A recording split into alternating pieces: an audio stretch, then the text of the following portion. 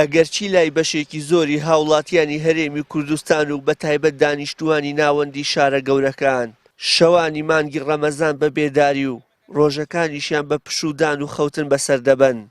بەڵام ئەم یاسایانە لە گوندەکان تەواو پێچەوانەیە و دوای پارشێ و سەڵای مامۆستا کە لە بڵنگۆی مزگەوتەکانەوە بەرز دەبێتەوە هەر یەکەو بۆ جێبەجێکردنی ئەرک و فەرمانێکی لادێ ڕوو لە پێدەشت و ناوچە کوشت و کاڵەکان دەکەن. کاکە ئیسا بەیانیانی ماڕاستینەوەی ئیشی پیاویە ئەڕوا بۆ دەستوە یان زمانی حەقی ئەینی درەویە چێ درەوەکە ئەینی خەرمان کوتانیە چێ شەنەکە ئەنجا یا ئەنی بوڵاق لە بەڕانە حەشە لە حەزیێتی و ڕاخەیەنەوەرێنێ کەیوانەوە ئیشی وەیە مەشکە بزەرنیە نان بکە چێش بکە ئیشی ناوماڵ بکە جل بشوەرێ جل هەڵخا بەڵێ ئەو ساکێ خەڵک ئیجارەین و باوکەکەمی ئەوسا خەڵک فەقیر و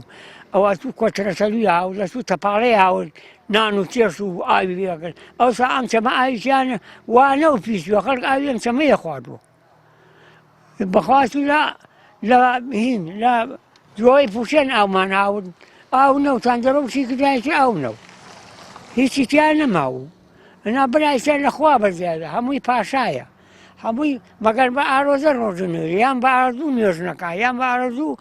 خۆی ناشیهین بکات.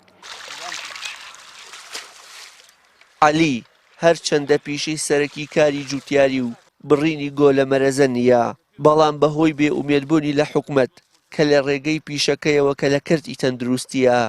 داهاتی مانگانە بۆ خۆی و خانەوادەکەی دابین بکات، بە ناچاری چەند ساڵێکە ڕووی لەم کارە نوێیە کردووە. وەک خۆی دەڵێت درێژی ڕۆژ و بەتینی تیشکی خۆر و سەختی کارەکەی نەبۆتە هۆی سارکردنەوەی لە ئەنجامدانی پەرستشەکان و دەڵێت ئەو لە ماوەی ڕابردوو ئێستاشدا بە خۆشحاڵیەوە پێشوازی لەو مانگە پڕخێر و بەرەکەتە کردووە و دەکات. ئەم کار و ئیشش کە ئێمە ئەیکەین نابێتە هۆی ئەوەی کە ڕێگر بێ لە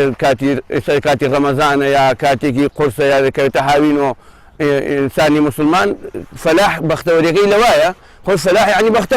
بەختەوەری فەلاح لەوایە کە لە کاتی ئیشکردنا لەناو مەزرعەکەیە نوێژەکانی ڕۆژوو کاتی خۆی نەفەوتێنێ بۆ بیکا بە بیانوویە ئەم مەرەزەکردن و یا ئەم درەوکردنی دەخڵ و دانیا لە دەشت کاتەکان ئێمە بە دوو کاتی جیاوازیین بەیانی تا نیوەڕۆ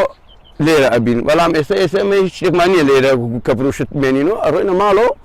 دوانیوەڕۆ سەعات دوێنەوە تا 5 تا 6 ئیشەکەین کاتیش خۆشە الحەمدوللا نابێتە بیانوە بۆمانکەوا لە ڕەمەزانە ئێمە بڵێن وەڵا بە ڕۆژوین و با بیشکێنی شتیوان نییە. یەک دویش چەڵتوک و مەرزەکردنیش کاتی هەیە مانگی پێنج ئەوەڵی مانگی پێنجەوە دەست پێ ئەکا هەتا ئەخیری تا چینە هاوین ئەم مەرزانی هەتا دوا بکەوێ بەرەو هاوین لەو سەر ئەڕوا بۆ پاییز هەتا چەڵتوکەکەی بڕوا بەرەو پاییز و بچێتە ناو پاییز و زیاتر بمێنێتەوە ئەو چەڵتوکە ناجەحترە. ئەم ساڵ مانگی پیرۆزی ڕەمەزان کەوتۆتە وەرزی بەهار و بەشێک لە بەرهەمەدانە وێڵەیەکان لەم وەرزەدا داتەژێنرێت و لە کۆتایی وەرزی هاوین و سەرەتای پاییز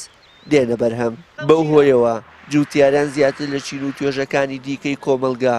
ڕۆژەکانیان لەژێر تیشکی خۆر بەڕێدەکەن و وەک خۆیان دەڵێن کارەکەیان نەکردوتە بیانوێک بۆ ئەوەی لەو بەرنامە ئاسمانیە لابدەن